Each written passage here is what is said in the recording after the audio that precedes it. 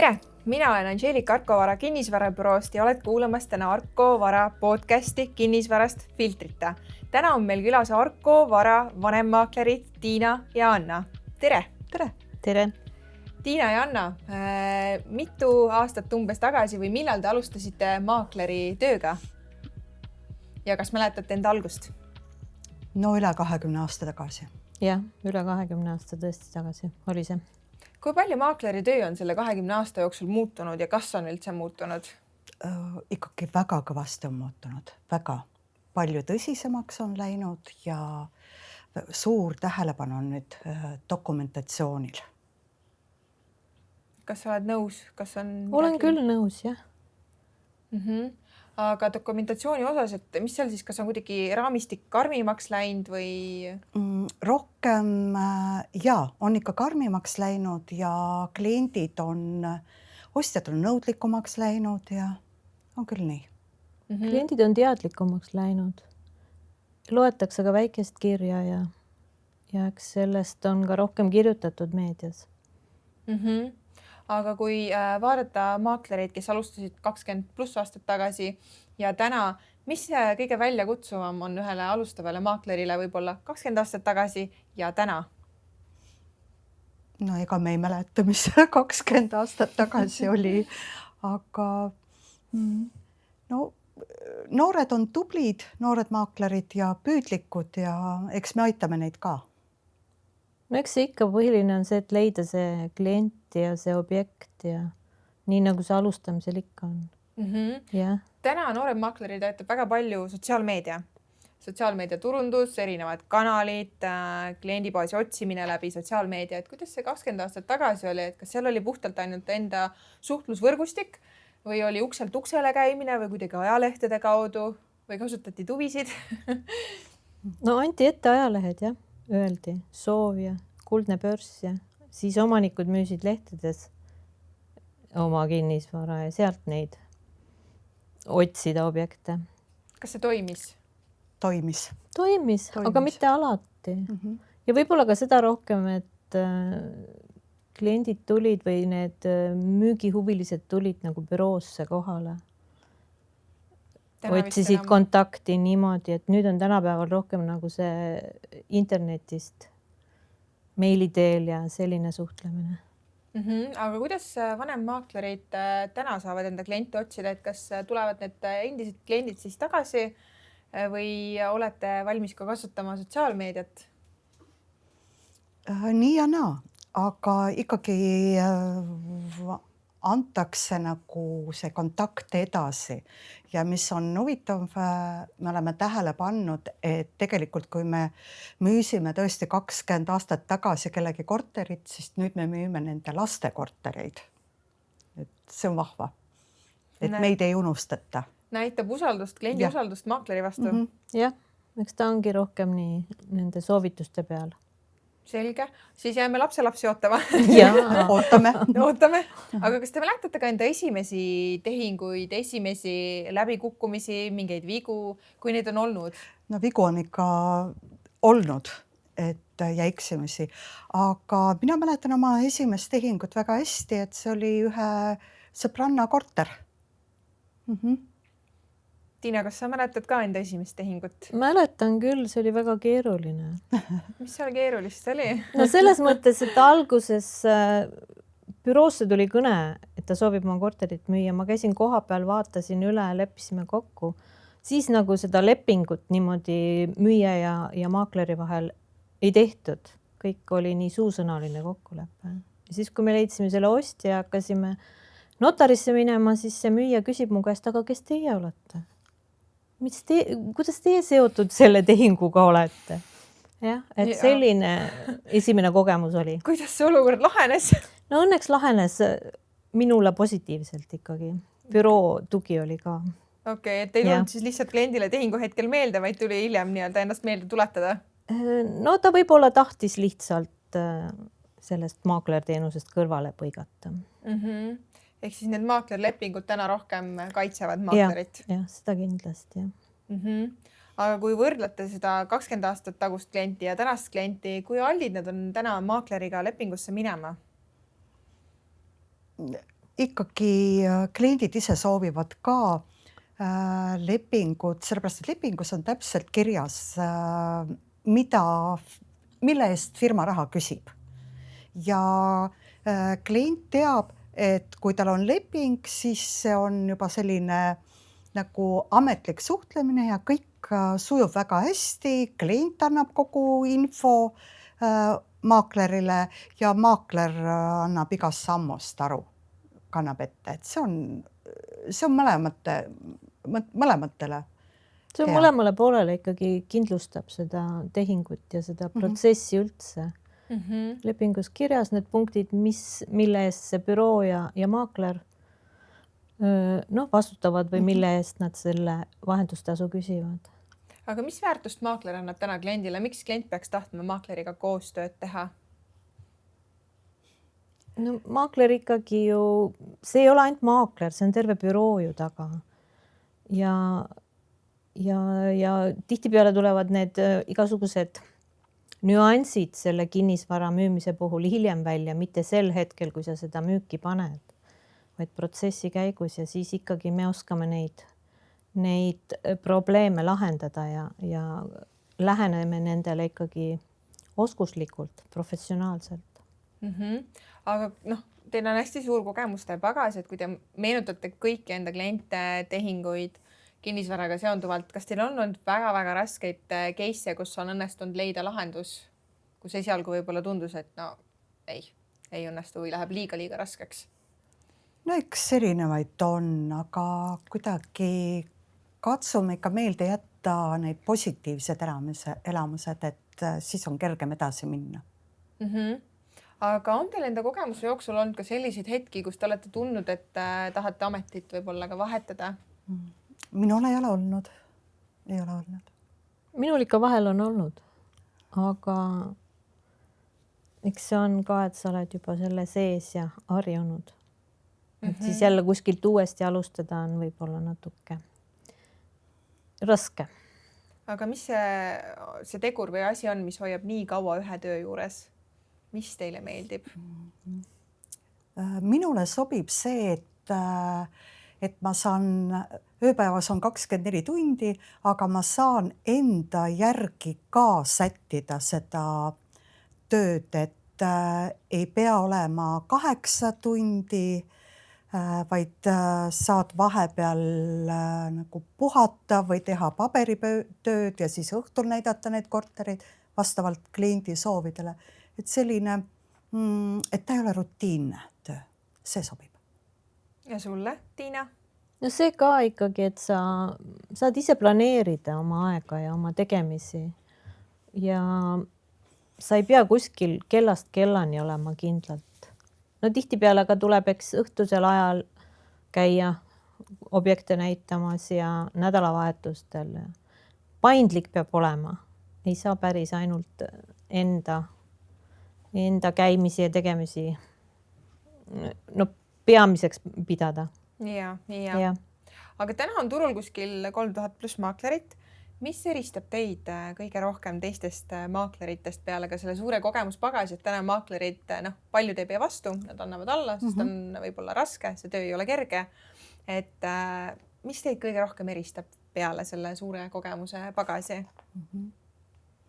No võib-olla peaks küsima, meil on Argo Varas selline koht nagu tagasiside ja seal siis on väga huvitav näha, et mille eest meie kliendid meile tänulikud on.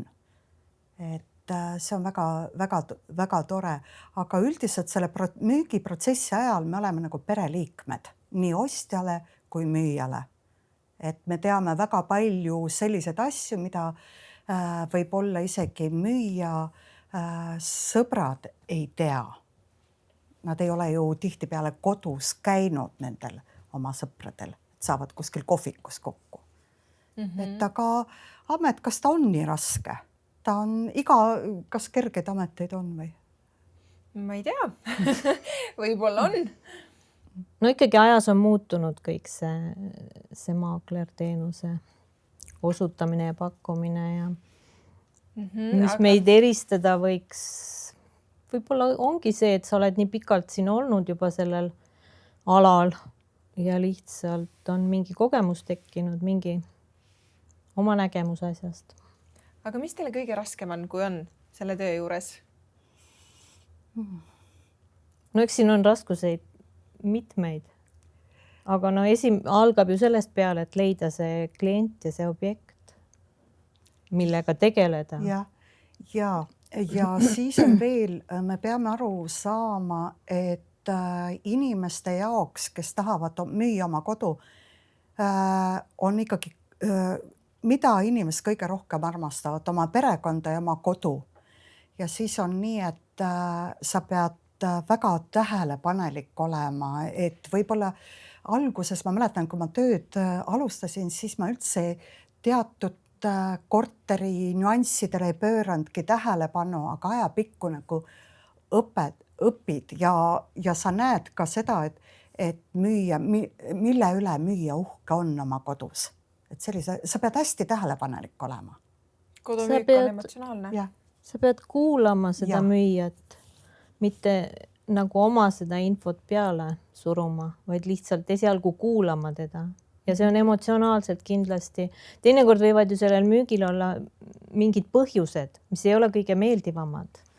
Ja see on müüjale ka emotsionaalselt keeruline. Ja siis suht alguses ta peab ära rääkima selle, et mis on see põhjus, miks ta müüma hakkab.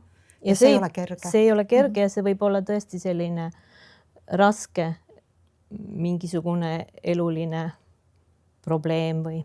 Kas selle all mõtlete näiteks lahutust, pankrotti? Jah. Aga kui hallid kliendid on kohe alguses seda rääkima või pigem nad teevad seda natuke ikkagi hiljem?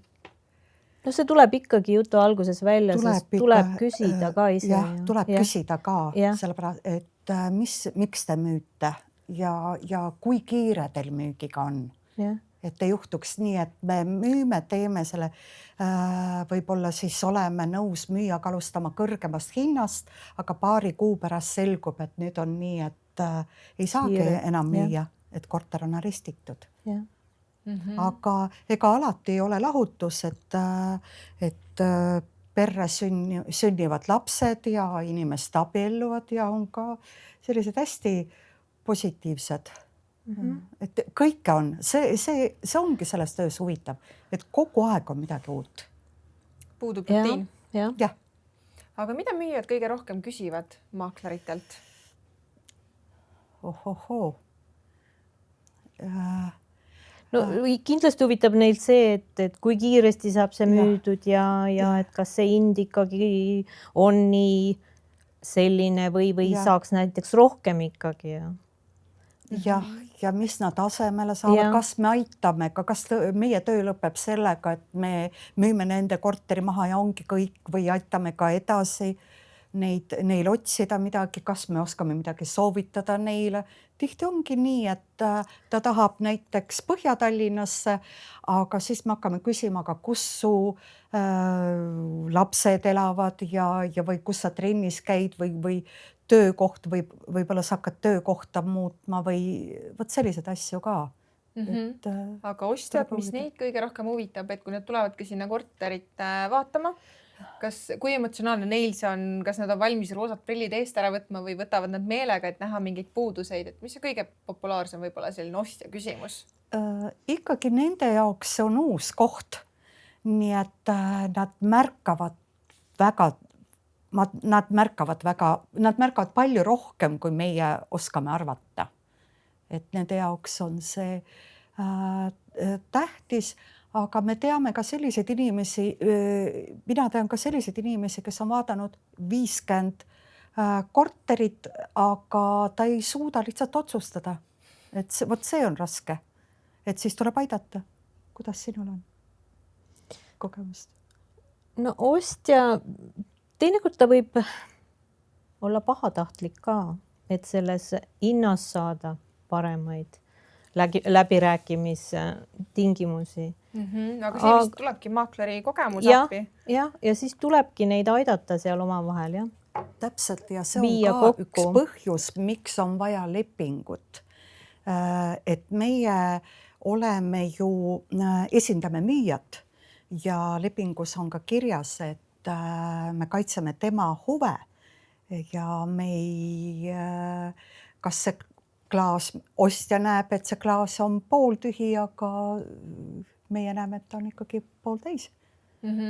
Sest müüja jaoks on ikkagi jah, see emotsionaalne, kui ta müüb oma kodu ja ostja tuleb ju vaatama tegelikult korterit. Tema jaoks ei ole sellist emotsionaalset sidet, veel ei ole ju, jah.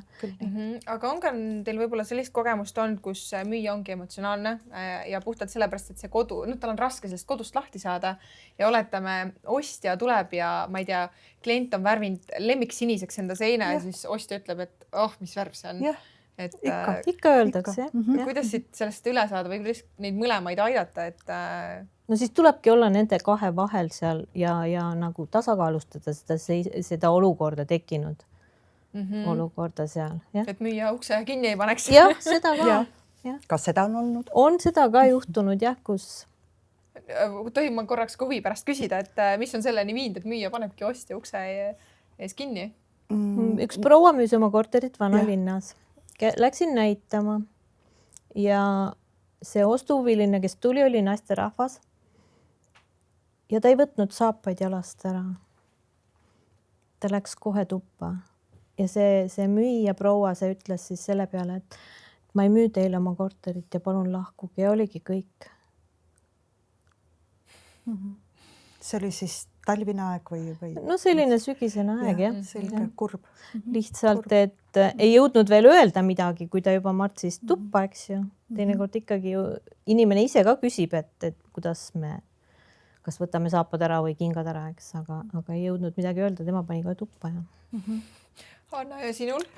Oi, ega ei tulegi praegu selliseid asju meelde, aga kui korteris on sellised seinad, sellised tugevad värvid, mis võib-olla endale ka ei sobi, siis tegelikult me saame seda ostjat enne korterisse sisenemist ette valmistada. Et teate, seal korteris on võib-olla nii tumedad seinad, aga need saab ju alati ära värvida, et see ei ole kõige tähtsam selle korteri juures. Vaatame rahulikult ära ja siis räägime. Aga mida te soovitaksite müüjale, et kui tahab enda korteri müüki panna, mida te peaks ette valmistama? No kindlasti tuleb ära koristada toad ja puhastada, et oleks ikkagi ülevaade, sest korteris ja neid isiklikke asju igal pool laiali ei oleks väga palju, sest et see võtab nagu tähelepanu, tõmbab enda peale, siis sa seda korterit kui sellist ei näegi või kodu. Jah. Et koristamisest on inimestel erinev arusaam. Et võib tänapäeval kasutada professionaali, kes aitaks ette valmistada korterit müügiks. Et me näeme ju ise ka, et kui me teeme kuulutusi lahti erinevates portaalides, siis me näeme, milline korter on ette valmistatud müügiks ja milline ei ole. Ja tihtipeale tegelikult need inimesed, kes ise müüvad, nemad nagu ei pane seda tähele või nad ei tea neid nüansse ja siis vaatadki neid kuulutusi, et kraanikauss on nõusi täis, kõige tavalisem asi, et WC-poti kaan on üle. Pisiasjad, aga need on kohe, mis silma riivavad ju. Aga ostjad, mida te soovitaksite, et oletame, kui keegi praegu kuulab podcasti, kes tahab endale kodu osta, millele ta peaks tähelepanu pöörama, kui ta korterisse sisse astub? On see vaade, korteriistu, kommunaalarved, seinte värvid, vann, köök? Mina arvan, et ostjad on nii erinevad ja iga ühe jaoks mis tema jaoks tähtis on. Kas see vaade on tähtis? Näiteks minu jaoks see vaade ei oma nii suurt tähtsust, sest ma olen nii vähe kodus. Aga teise jaoks võib-olla on see vaade just tähtis või ta ei taha, et majad oleksid lähedal, et võib-olla näiteks on teatud kliendid, kellele ei sobi, et vannituppa uks läheb elutoast. Et iga kliendid on erinevad, selleks meid ongi vaja, et me aitaksime ostjal leida seda õiget kodu. Ma olen nõus Annaga jah, et ostjaga ei ole päris sellist, et nüüd üks asi, mis nõu anda. Aga kui me tuleme nüüd korraks ka turu juurde, mis on täna kõige väljakutsuvam turul? Kuidas näiteks ka hinnad, kas hinnad on täna paigas, on langus-kõrgustrendis? No see ikkagi oleneb sellest piirkonnast ja korterist ja kõigest, et seda ei saa niimoodi ühtlustada või üldistada. Aga kuidas kliendid täna hinda määravad? Kas nad on teile ka enda kogemusest tagasisidet jaganud, et vaatavad KVS kuulutusi pluss-miinus keskmine ja... Jah, nii ongi. Ja suurest armastusest oma kodu vastu tahetakse ikkagi kõrgemat hinda kui seda, mis seal naabrinaisel on, tundes, et tema kodu on ilusam. Aga nüüd tulebki delikaatselt seletada, et mis plussid olid seal korteris, mis on selles korteris ja tegelikult ei saa alati müüja soovidega kaasa minna, kui ta tahab väga kõrget hinda, sest kes jääb süüdi, kui korter jääb müümata? Kes? Maakler.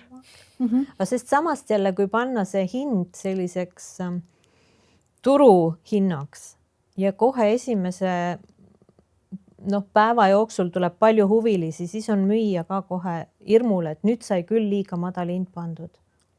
Mis see õige tee on siis? Kuldne kesktee või? No ega seda ei saagi võtta, teinekord ongi, et inimesed otsivad sinna rajooni või sinna majja korterit ja tulebki see üks müük ja siis ongi kõik need, kes on huvilised, ongi kohal. Ega nad sellepärast veel ostjad ei ole.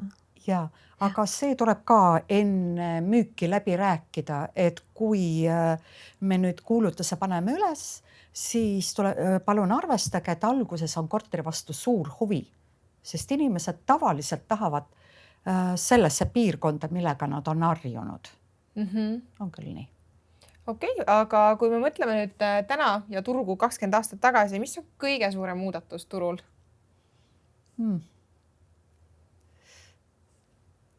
Võib-olla see, et inimesed müüvad ise ikkagi rohkem nüüd kui siis.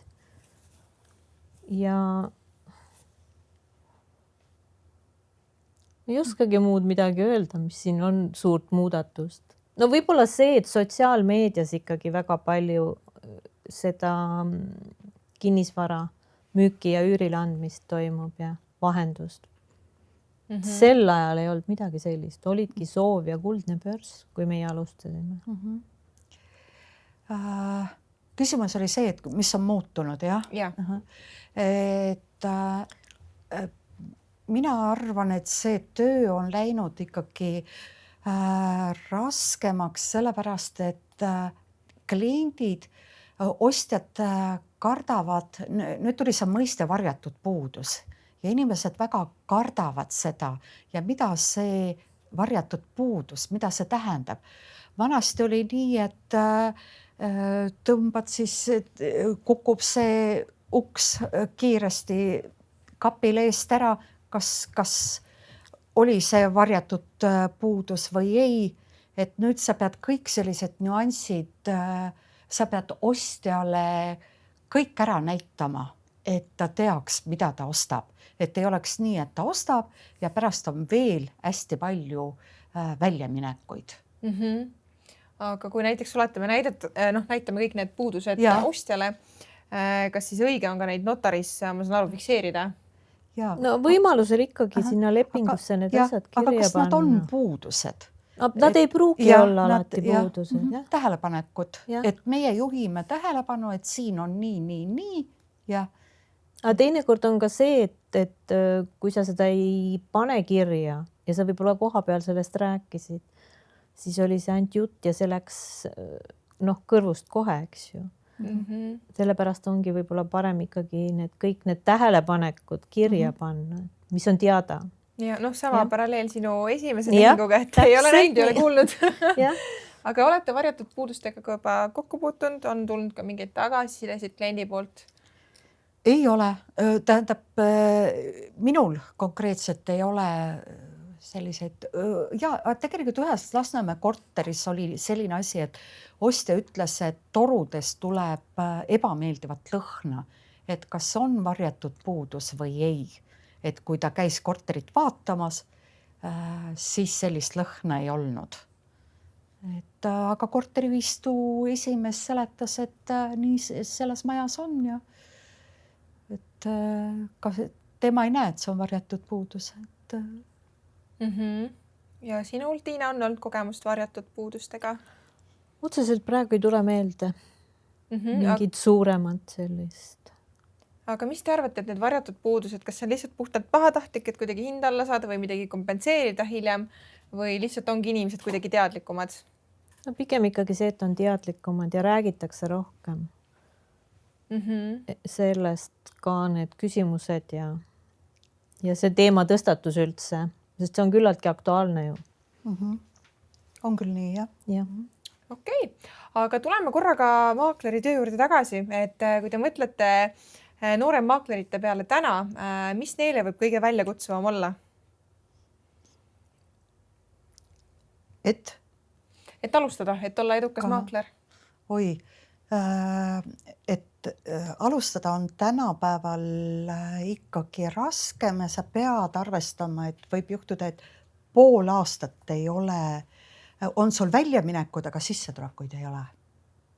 Et see on minu arvates väga tõsine asi, et neil peab olema mingisugune stardikapital või keegi abiks, kes aitab neil alustada.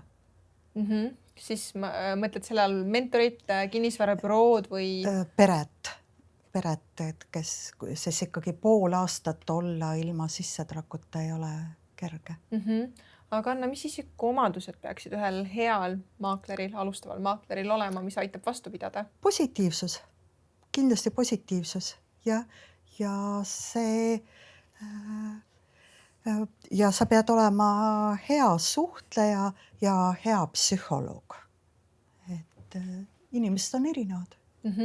Aga kui mõelda selle positiivsuse peale, et kui pangakontol on 0 on ilus number, saab positiivselt mõelda. Aga mida sa võib-olla soovitaksid alustavale maaklerile, kui tal on motivatsioonilangus? Mis me soovitame? No büroos ikkagi, meie puhul ikkagi büroos kohal käia ja suhelda, mitte jääda üksinda koju istuma ja nutma nurka või lihtsalt lootma millelegi. Pigem ikkagi tulla kohale büroosse, suhelda, vaadata, kuidas teistel läheb. Võib-olla tekib ka mingi hea mõte või leiab sealt midagi ikkagi. Kõikidel on tõusud ja mõõnad. Jah, seda ka kindlasti. Aga mis aitab teid kõige rohkem mõõnade ajal? No me teame juba, et need mõõnad tulevad, ehk siis olla rahulik ja ikka tööd teha ja ikka investeerida suhetesse ja võtta ühendust nende inimestega, kellega sa ei ole võib-olla 10 aastat suhelnud, et tuletada jälle ennast meelde. No kindlasti jah, et suhelda ja ennast meelde tuletada nendele oma endistele klientidele. Võib-olla ka tulevad uued sealt samast, eks ju, soovitused. Ja eks see on ka selge, et alati ei saa ülesmäge kõik minna, et mingil hetkel ikka on selline mõõn ka väike. Aga kui te mõtlete enda kogemuse peale, olete palju maaklereid näinud, kes alustavad ja on ka läinud. Et mis on neil puudu olnud siis sellel hetkel, et kui jätta praegu see palgapool ja pangakontol 0 kõrvale, et kas oli seal iseloomus asi, järjepidevuses asi või milleski hoopis muus, et mis on see kõige tüüpilisem põhjus, miks üks alustav maakler lõpetab oma ameti?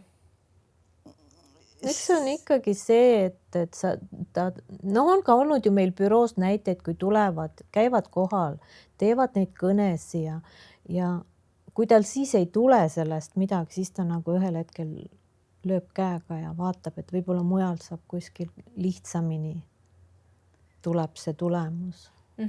Ja kui sa oled noor, sa tahad mitu asja, sa oled veel nii uudishimulik, et võib-olla sa tahadki midagi muud teha, lähed kosmeetiku juurde ja avastad, et hoopis see on toredam või et see on ka tore asi, et võiks proovida. Siis sa võid avastada, et sulle sulle sobib palgatöö. Et noored on muidugi väga palju mobiilsemad kui need, kellel staaži juba 20 aastat on. Nad on julgemad ja vabamad oma tegemistes. Nad ei jää nagu kinni sellesse. Et siin ei tule välja, lähen proovin midagi uut. Ja. Aga kui selle sotsiaalmeedia juurde tulla, kui tulla selle juurde, et kuidas teil täna on, et kas olete valmis proovima, katsetama, kui palju teil seda uudisimu on 20+ aastat möödudes antud valdkonnas? Enda koha pealt ma ütleks nii, et ma ei ole nii julge olema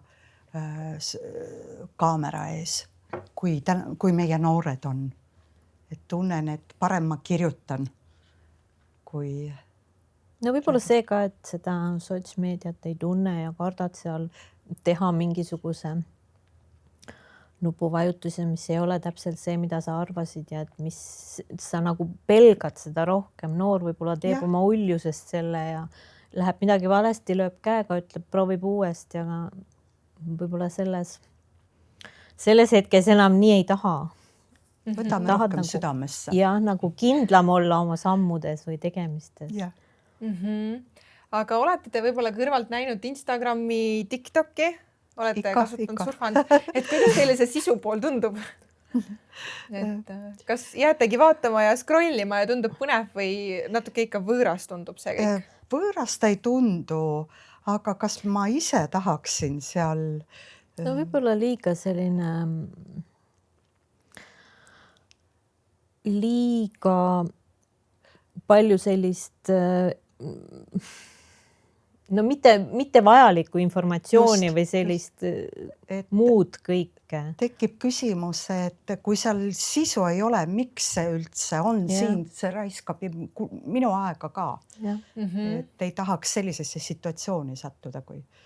Aga kui teha informatiivseid, mitte naljakaid videoid nii-öelda siis, et kas selleks oleksite valmis? No seda võib ikka proovida. Peab ju uuega kaasa minema, et ei saa jääda ainult selle pliiatsi paberi ja kirjade juurde. Eks. Et see oleks küll naljakas, kui sa vaatad juba hommikutelevisiooni, siis kes seal ikka oma paberitega laua peale tuleb. Kõigil on ikkagi. Ma panen oma paberid nüüd peitu. Okei, aga enne kui lõpetame tänase podcastiga, ma korra küsin ühe küsimuse ka, kuna teil on hästi palju kogemust. Mida te soovitate ühele maaklerile, kes täna võib-olla kuulab meie podcasti ja mõtleb, et kas ma ikka sobiksin, kas ma oleksin hea edukas maakler? Mis te soovitaksite talle? No kui ta on julge pealehakkaja, tal on suur sõpruskond, tutvusringkond ja tahab proovida sellel alal, siis miks mitte? Endal peab olema pealehakkamist. Sotsmeedias on ka tänapäeval nii palju võimalusi ja hoopis teistmoodi alustada seda teekonda. Ja igaüks peab oma tee leidma. Turunduses, kuidas ta klientidega suhtleb, et kõik on meie kätes. Aitäh teile aja eest. Aitame noori, kui vaja on.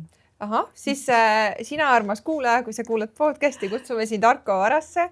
Sul on olemas tuleviku mentorid. Hea meelega. Jah, salvestatud.